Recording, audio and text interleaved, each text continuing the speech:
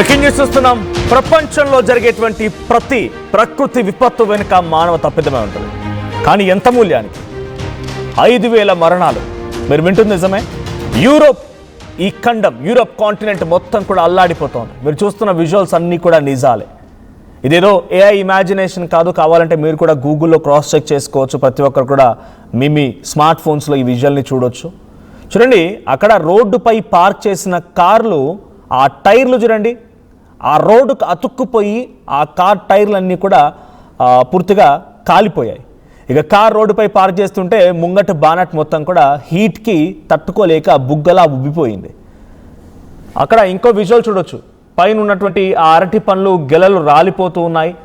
జనమంతా ఎక్కడి వాళ్ళు అక్కడే తలడిల్లిపోతున్నారు. ఆందోళనకరమైన వాతావరణం నెలకొంది. నాకు తెలిసి బహుశా ఈ విషయాలన్నీ కూడా మీరు సోషల్ మీడియా, ఇన్స్టాగ్రామ్ ద్వారానో, వాట్సాప్లో, లేకుంటే ఫేస్బుక్లో, ట్విట్టర్లో చూసేవాడు. అసలు ఏం జరుగుతుంది మరి ఇక్కడ? జనరల్గా మీకు ఒకటి చెప్తాను.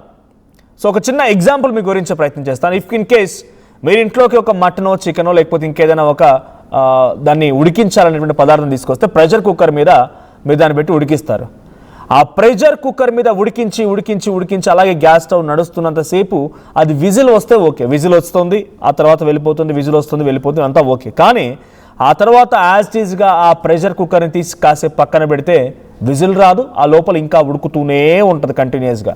విజిల్ రాదు బయటికి, ఎందుకంటే మనం క్లోజ్ చేస్తాం. అంత ప్రెషర్ కింద నుంచి ఉంటేనే విజిల్ వెళ్తూ ఉంటుంది, లేదంటే అక్కడ ఆగిపోతుంది. యాజ్ ఇట్ ఈస్ ఎగ్జాంపుల్ ఎందుకు చెప్పానంటే యూరోప్లో ఇప్పుడు జరుగుతుంది ఇదే. యూరోప్ అంటే కేవలం ఒక దేశమో, ఒక 2 దేశాలు కాదు. Spain, France, Italy, Portugal, Germany, UK, Belgium, Netherlands, Croatia, Austria, ఈ దేశాలన్నీ కూడా యూరోప్లో భాగమే. ఇప్పుడు దేశాల్లో హీట్ ఎంత ఉందో తెలుసా? 40 నుంచి 50 డిగ్రీల సెల్సియస్ దగ్గర ఉంది. మీరు అనుకోవచ్చు, మా దగ్గర రామగుండమో, లేకపోతే ఖమ్మమో, సింగరేణి ప్రాంతాలకు వెళ్తే 50-40 డిగ్రీల దాకా నమోదవుతుంది. కానీ అన్అఫీషియల్గా అది నమోదవుతుంది. కానీ అధికారులు మాత్రం అలర్ట్స్ జారీ చేయకూడదని చెప్పి 40-45 దగ్గర ఆపేస్తూ ఉంటారు. సో 40-45 మా దగ్గర చిన్న విషయం మీరు అంతా అనుకోవచ్చు. కానీ యూరోప్లో మీరు అక్కడ ప్రజలు చూడండి, చాలా తెల్లగా మొహం మీరు ఎప్పుడు చూసినా కూడా ఒక ఆ ఫ్రెష్నెస్, లేకపోతే ఎర్రగా కనబడుతూ ఉంటారు అంతా కూడా. ఎందుకు కారణం? అక్కడ కూల్నెస్ ఎక్కువగా కూల్ ఉంటుంది. వాళ్ళని ఇళ్ళని నిర్మించే క్రమంలో కూడా వాళ్ళు ఎట్లా నిర్మించుకుంటారు? వాళ్ళు ఇంటిలో నుంచి హీట్ జనరేషన్ కోసం, హీట్ అలాగే ఉండాలి, మాకు కూల్నెస్ ఎక్కువగా ఉంటుంది కాబట్టి హీట్ అలాగే ఉండాలన్నట్టుగా వాళ్ళు నిర్మించుకుంటూ ఉంటారు. కానీ ఇప్పుడు ఏమవుతుందో తెలుసా? రోడ్డుపై ట్రాఫిక్ సిగ్నల్ దగ్గర ట్రాఫిక్ సిగ్నల్ కూడా ఆ ఎండకి కరిగిపోయి రాలిపోతుంది. అది వాళ్ళ దగ్గర హీట్ ఇప్పుడు జనరేట్ అవుతుంది. మీరు అనుకోవచ్చు, అదే సిగ్నల్, అదే ప్లాస్టిక్స్ టెక్నాలజీ మన దగ్గర ఉంటుంది కదా అంటే, according to their air conditions, according to their heats, వాళ్ళు అక్కడ అగ్రికల్చర్గా పంటలు అట్లానే ఉంటాయి, రోడ్లు అట్లాగే వేస్తారు, అన్ని రకాలుగా అట్లాగే ఉంటుంది. మన దగ్గర వేసినట్టుగా వాళ్ళ దగ్గర వేయాలని గ్యారంటీ లేదు. సో అక్కడ ఆ సిగ్నల్ చూడండి, ఒక పాన్ పైన ఎగ్ని కొట్టి వేస్తే అది ఆమ్లెట్గా మారుతుంది. రోడ్డుపై నీళ్లు పోస్తే రోడ్డు మీద నీళ్ళని కూడా సలసలా మసులుతూ ఉన్నాయి, వాటిని ఉడుకుతూ ఉన్నాయి నీళ్ళని కూడా. కారణం ఏంటంటే ఇప్పుడు జరుగుతుందంతా ఒకటే, మానవ తప్పిదాలని మొదట్లో చెప్పినట్టుగానే అక్కడ కొన్నేళ్లుగా అనేక రకాలుగా హీట్స్ జనరేట్ అవుతున్నాయి. అది జనరేటర్ ద్వారా కానీ, ఆయిల్ ద్వారా కానీ, లేకపోతే ఇతరత్ర కోల్ ద్వారా కానీ ఆ హీట్ జనరేట్ అవుతూ వస్తుంది. ఆ హీట్ జనరేట్ అయిన తర్వాత ఎగ్జాక్ట్గా జరుగుతుంది ఏంటి? ఇప్పుడు హీట్ జనరేట్ అయిందంతా కూడా ఎప్పటికప్పుడు అక్కడ కూల్నెస్ క్రియేట్ అవుతుంది. హీట్ వాళ్ళంతా వాళ్ళు జనరేట్ చేసుకుంటారు కూడా. చూడండి, 41 డిగ్రీ సెల్సియస్. రోడ్ల మీదకి ఫైర్ ఇంజన్లు వచ్చి జనాల మీద నీళ్లు చల్లుతూ ఉన్నాయి. రోడ్ల మీదకి ఫైర్ ఇంజన్లు వచ్చి జనాల మీద, అక్కడ చూడండి, మనం అప్పుడప్పుడు వెళ్తూ ఉంటాం, టెంపుల్స్ దగ్గర కొన్ని ఏర్పాట్లు చేస్తుంటారు. సమ్మర్ సీజన్లో ఇలాంటి చిన్న స్ప్రింక్లర్స్ పెట్టి ఒకటికి వచ్చి దర్శనానికి వచ్చేటువంటి భక్తులకి ఆ హీట్ని తగ్గించడం కోసం చేసే ఏర్పాట్లు అక్కడ దేశమంతా, ఆ దేశం కాదు, ఆ కాంటినెంట్ మొత్తం, ఇటలీలో, పోర్చుగల్లో, ఆస్ట్రియాలో, ఫ్రాన్స్లో, జర్మనీలో, యూకేలో, బెల్జియంలో మొత్తం ఇదే ఫైర్ ఇంజన్లు వచ్చి రోడ్ల మీద ఆ జనాల మీద నీళ్లు చల్లుతూ ఉన్నాయి. కొంత హీట్ని తగ్గించడం కోసం, వాళ్ళు ఉన్నటువంటి ఆ బాడీలో టెంపరేచర్ తగ్గించడం కోసం.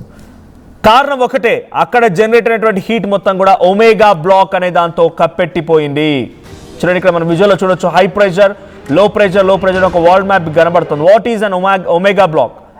And omega block is a large weather pattern shaped like a Greek letter Q omega. It remains statutory, అది అలాగే ఉండిపోతుంది. సో అది ఒమేగా బ్లాక్కి సంబంధించిన అర్థం. చూడండి, అక్కడ హీట్ జనరేట్ అయింది, లో ప్రెషర్ ఉంది, హై ప్రెషర్ ఉంది. ఆ హై ప్రెషర్ దగ్గర పైన ఎప్పుడైతే ఆ బ్లాక్ క్రియేట్ అయిందో హై ప్రెషర్ అని, ఇక హై ప్రెషర్ బయటికి వెళ్ళట్లేదు, ఎటు వెళ్ళడానికి అవకాశం లేదు, ఎటు వెళ్ళే సిచ్యువేషన్ లేదు. ఆ ప్రెషర్ జనరేట్ అయ్యి అక్కడే మసిలిపోతున్నారు, అంతా కూడా ఉడికిపోతున్నారు. అసలు ఈ హీట్ వేవ్స్ ఎట్లా జనరేట్ అయినాయి? దానికి ప్రస్తుతం వాతావరణంలో మార్పులు కావచ్చు. 100-150 ఏళ్ల క్రితం ఈ మాదిరిగానే అక్కడ సిచ్యువేషన్ ఒకసారి వచ్చిందంట. మళ్ళీ ఇప్పుడు హీట్ వేవ్స్ జనరేట్ అవ్వడానికి గల కారణం ఒకటి ఎల్నినో కూడా కారణమైంది. ఎల్నినో ఏంటి? చాలా రోజులుగా అక్కడ హీట్ వేవ్ జనరేట్ అవ్వడంతో ఆ వేపర్ ఎటు కదలదు. ఒకసారి వేపర్ బయటికి మేఘాలుగా మారిన తర్వాత ఆ మేఘాలు ఎటువైపు ఒక దగ్గర కదిలి ఆ వర్షం రూపంలో రావాల్సింది. కానీ అక్కడ హీట్ వేవ్స్ ఏం చేస్తున్నాయి? గాలి ఉండదు. అప్పుడు మీకు అనిపిస్తుంది ఉక్కపోస్తోంది అంటారు చూసారా? ఉడకపోస్తోంది, చెమటలు వస్తున్నాయి, ఇబ్బందికరంగా ఉందని చూస్తారా? అప్పుడు ఏమవుతుంది? గాలి చెట్టు కూడా కదలదు, చిన్నగా ఆకులు కూడా కదలదు. అటువంటి సిచ్యువేషనే ఇప్పుడు కొన్ని రోజులుగా ఉంది అక్కడ. 1 గంట 2 గంటలు అబ్బా ఈ రోజు అంతా వాతావరణం ఇట్లుంది ఏమరాబాయ్, మొత్తం ఉడకపోస్తోంది, మనకు వచ్చిన చెట్టు కూడా కదులుతులే అని చెప్పి అనుకుంటాం కదా. అట్లాగే యూరోప్ మొత్తం కూడా ఇప్పుడు కొన్ని రోజులుగా ఎదుర్కొంటున్న సమస్య గాలి లేదు, అక్కడటువంటి హీట్ వేవ్. చూడండి, సన్ స్క్రీన్లు రాస్తున్నారు అంతా కూడా.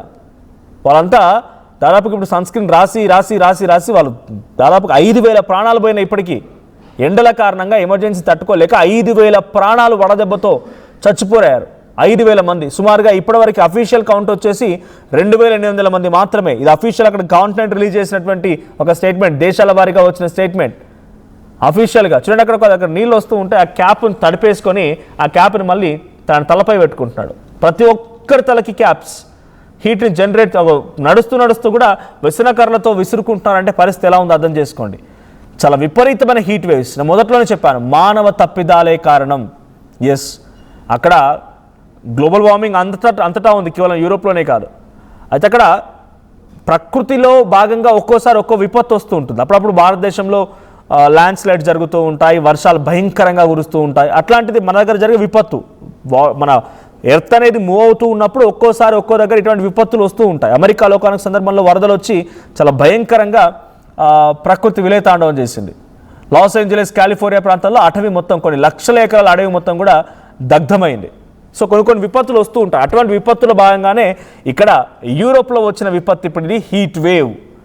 అది ఎల్నినో కారణంగా వర్షాలు పడవు, ఎటువంటి మాదిరిగా టెంపరేచర్ తగ్గదు. ఇది ఈ ఏడాది మొత్తం ఉండే అవకాశం ఉందట. ఈ ఏడాది మొత్తం ఇప్పటికే కేవలం ఒక నెల రోజుల సమయంలోనే 5,000 మరణాలు సంభవించాయంటే ఈ ఏడాది మొత్తం ఎలాంటి పరిస్థితి అర్థం చేసుకోండి. మన దగ్గర ఎంత ఎక్కువగా హీట్స్ మనం ఎదుర్కొని ఏసీలు ఆన్ చేస్తామో వాళ్ళ దగ్గర అంత ఎక్కువగా కూల్నెస్గా ఉండి వాళ్ళు హీటర్స్ ఆన్ చేసుకుంటారు.